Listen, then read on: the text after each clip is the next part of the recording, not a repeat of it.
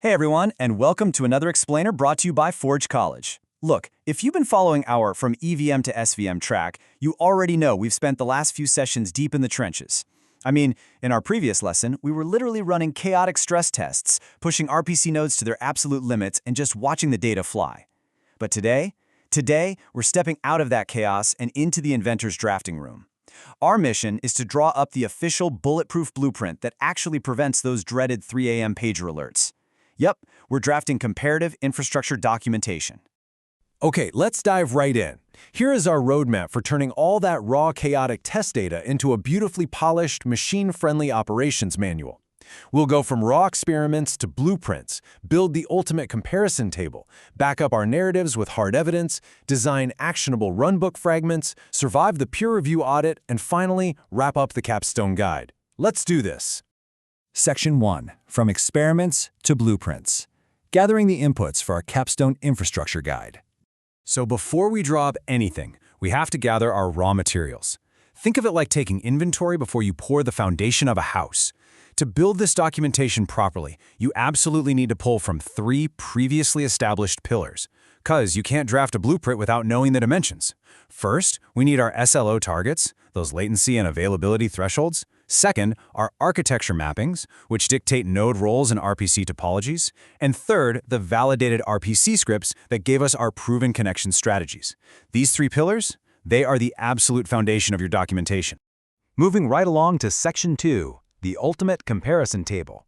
Let's structure that machine-friendly scaffold. Now this grid right here, this is how we bring order to the chaos. It's the absolute heart of your blueprint. You aren't just writing some stream of consciousness diary entry about your servers, you're creating a strictly categorized, easily parsable artifact. Notice the columns: role, node type, RPC pattern, all the way to that absolutely crucial evidence link. That link is brilliant because it proves your setup actually works. You're not just saying a dedicated EVM node is fast, you are linking directly to the JSON file with the test results that mathematically prove it's fast. That is exactly how you build trust with the operations engineers. And this perfectly illustrates the exact contrast you're documenting for your capstone. On one hand, you've got the heavy-duty EVM dedicated RPC node. It gives you incredibly low latency, which is fantastic for a public API, but yeah, it comes at a higher cost and requires manual scaling. On the flip side, you have the SVM cache proxy using a shared RPC. Highly cost-efficient, great for internal backends, but you kind of have to accept slightly higher tail latency when that cache is cold. You're laying out the mechanics and the trade-offs so clearly that your team can just make informed decisions without second-guessing. All right, Section 3, narratives with hard evidence. Let's talk about backing up claims with real data. Because look, you can't just make sweeping, generalized claims in an engineering blueprint. Operations teams do not run on vibes, they run on data. So you must cite exactly this kind of raw JSON output. Check out this snippet from your validated RPC runs. A 50th percentile latency of 95 milliseconds, a P95 of 210 milliseconds, and an error rate of practically 0. You use these exact numbers to mathematically justify your choices. If you claim a dedicated RPC hits a P95 of 210 milliseconds under baseline conditions, boom, you've got the receipt right here to prove it. You'll take all that hard data and weave it into a specific markdown narrative document that accompanies your table. This narrative pairs every single recommendation with a precise, verifiable measurement. By outlining exactly when to choose a setup, providing the evidence, and detailing the runbook fragment, you're making this guide actually actionable. The ops engineer won't just know what configuration to choose. They'll know exactly why they're choosing it and exactly how to verify it themselves. Section 4, actionable runbook fragments. Designing the emergency levers. We all know documentation is famously the thing developers promise to write tomorrow, which usually means right after a massive outage. But a runbook fragment? That is an emergency lever you will be incredibly thankful you wrote today. It guarantees you aren't just spouting theory, you're handing over a survival guide. It's a concise, highly reproducible set of steps showing exactly how to verify system health or swap out an RPC tier. It literally turns complex trade-offs into simple, actionable reality.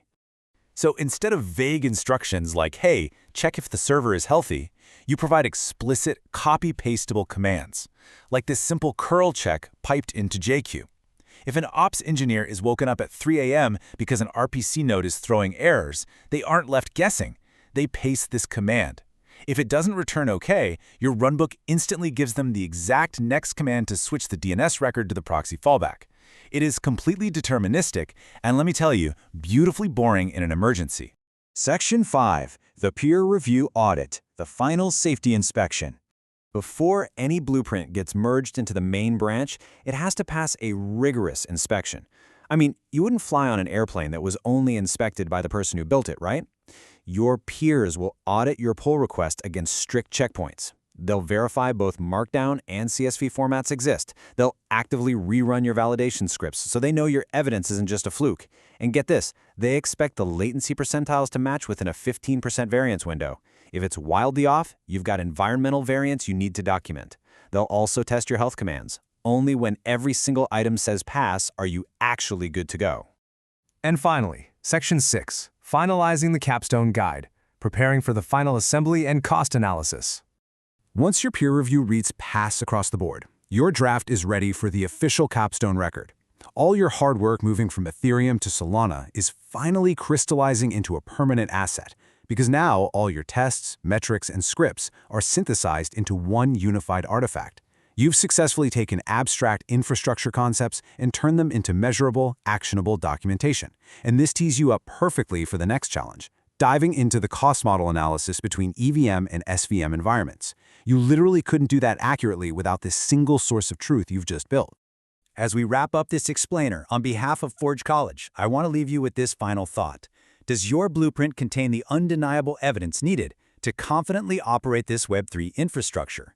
If someone questions your node setup tomorrow, can you just point to the data? Think about it. Head over to forge.college to dive deeper into these templates, master these Web3 concepts, and access the tools you need to make your documentation completely bulletproof. Until next time, stay curious and keep building.